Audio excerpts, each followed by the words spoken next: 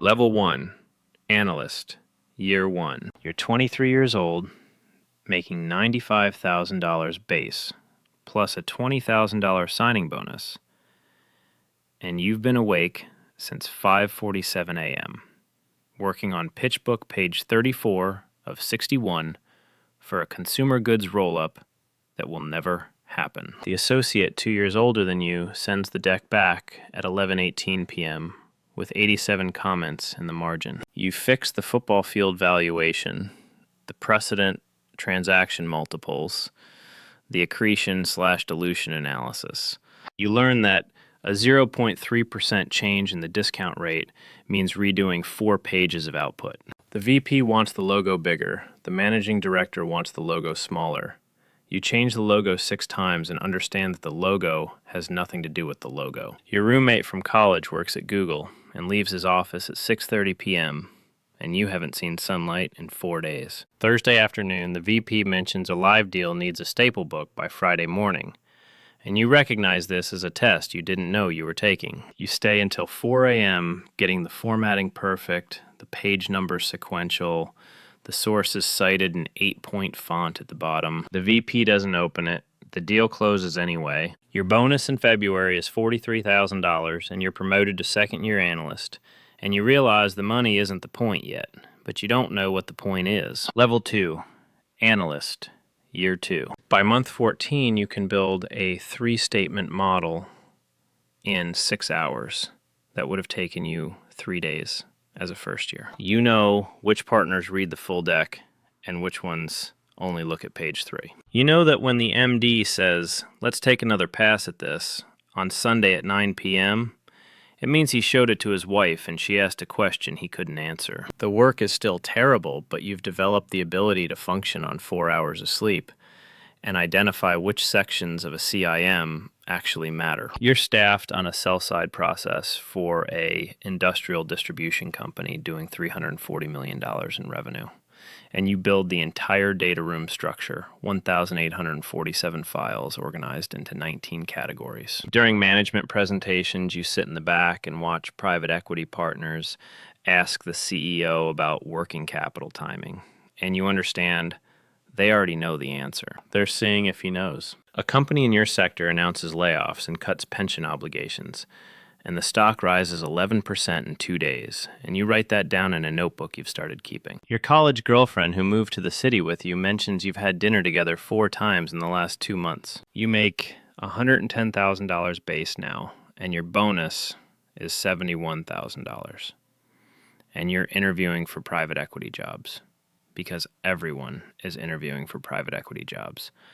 And the signal of not interviewing is worse than the reality of staying. Level 3, Associate, Year 1. You're 25 and you made Associate and your base is $175,000 and you have 2 analysts working under you who are exactly as exhausted as you were 18 months ago. You're on a $1.2 billion carve-out and your job is to manage the diligence process across 4 work streams while the VP focuses on client relationship and the MD focuses on deal strategy. You've learned that transactions have momentum independent of fundamentals. A deal that should die in October closes in November because too many people have spent too much time on it. You review analyst work at 10:30 p.m.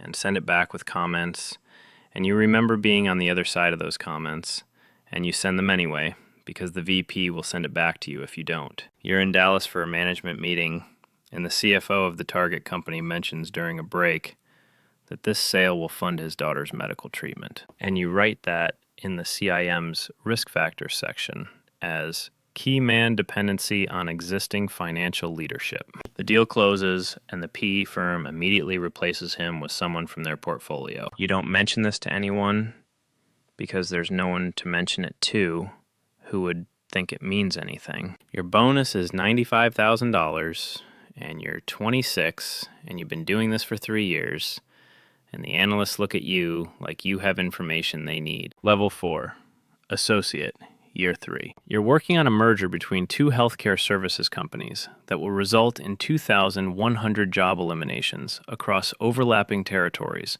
and create $340 million in synergies over 24 months. The integration consultant has a 47-page deck on the sequencing of workforce reduction, designed to minimize wrongful termination exposure and maintain customer service levels during transition. You build the model that shows the IRR to the acquirer's shareholders increases from 13.2% to 18.7% if the workforce reduction happens in month 2 instead of month 6. The CEO of the target company has a change of control provision that pays him $23 million on close. You've learned to describe this as standard retention incentive to ensure management continuity through transaction execution. Your parents visit the city and ask what you actually do all day, and you don't have an answer that makes sense to people who don't do this. You explain deal structure, and they hear math.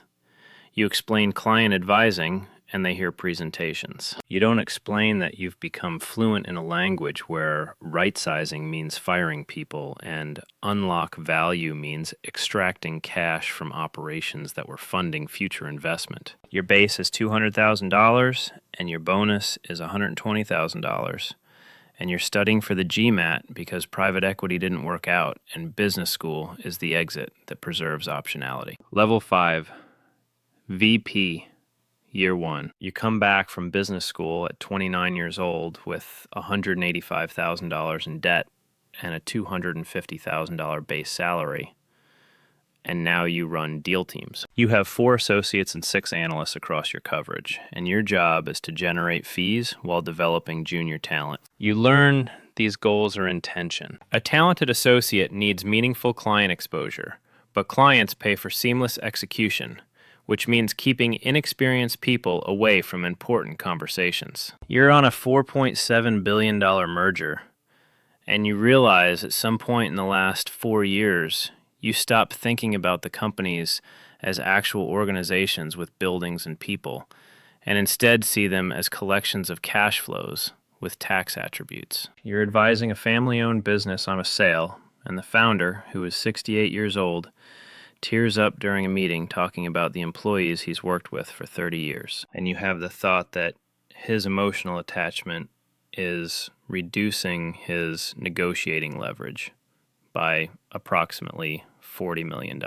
You don't say this, but you structure the deal to minimize his control over post-close operations. The acquirer closes 2 of his 4 facilities in month 8. Your MD tells you this is a good outcome because the purchase price held. You make $140,000 in bonus, and you're a vice president at a bulge bracket bank. And sometimes you see articles about wealth inequality, and you think about the models you've built, and then you stop thinking about them. Level 6, VP, year 3. You've been doing this for 9 years, and you can recognize a deal that will close from a deal that won't in the first 2 meetings. The tells are in how quickly the CEO answers questions about customer concentration, whether the CFO brings documentation without being asked, if the board has already retained separate counsel. You're advising on both sides of transactions now, buy side and sell side, sometimes in the same sector, 6 months apart. You know what the buyer will focus on because you told a different buyer to focus on exactly that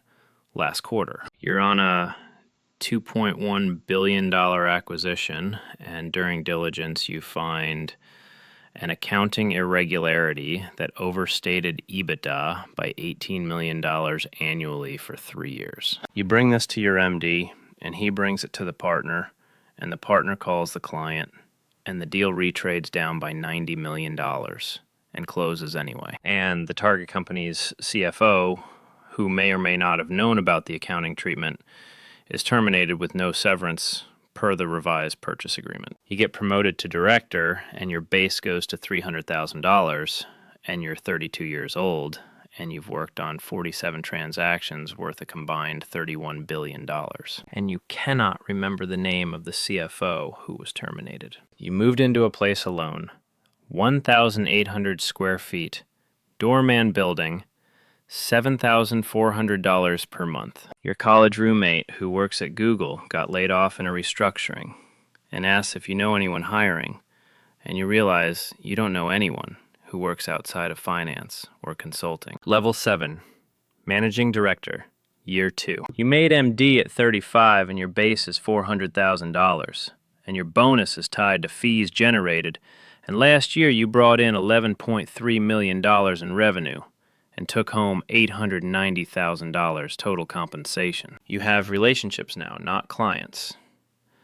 When a CEO needs to evaluate strategic alternatives before the board mandates it, you're the third call after their lawyer and their spouse. You're advising a struggling retail chain on restructuring options, and you can see the path that saves 4,000 jobs and the path that maximizes recovery for the senior lenders. And you recommend the path that maximizes recovery, because that's what you're being paid to optimize. The company files Chapter 11 and liquidates, and you read about it in the Wall Street Journal in a 3-paragraph story on page B4. Your fee is $2.8 million, and you recognize the partner who led the debtor side counsel from business school. You have coffee and don't discuss the case. You're recruiting analysts from target schools, and you give a presentation about career development and deal exposure, and someone asks about work-life balance. And you say the words, "It gets better," and everyone in the room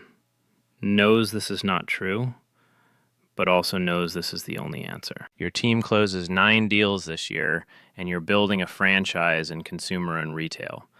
And the 23-year-olds working for you look at you the way you looked at MDS when you were 23. Like you have achieved escape velocity from something they're still trapped inside. Level 8, Managing Director, Year 7. You're 42 years old and a senior managing director, and you brought in $38 million in fees last year, and your total comp was $3.2 million, and you're on the operating committee for your group. You advise boards on activism defense, capital allocation, M&A strategy. You know the private equity partners, the hedge fund managers, the other bankers. You see the same people in Sun Valley at the Robin Hood Foundation Gala on CNBC discussing market structure. You're advising a Fortune 500 company on a $12 billion transformational merger that will create the second largest player in the industry and result in 8,400 job eliminations and $950 million in annual cost synergies.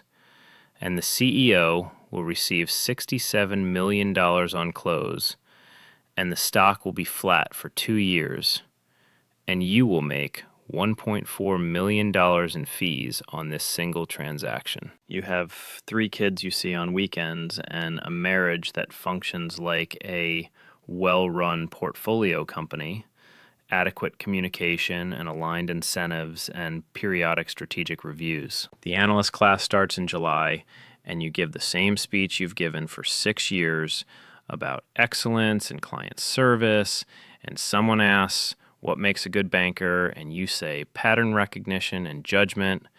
And what you mean is the ability to continue doing this after you understand what this is. Somewhere on floor 11, a first-year analyst is building a comp table at 11 p.m. and thinks this job is about financial modeling. You remember thinking that. The market opens tomorrow. You have 4 live pitches, 2 active deals, 1 board meeting. You're positioned but not safe. You've never been safe. That was never what this was.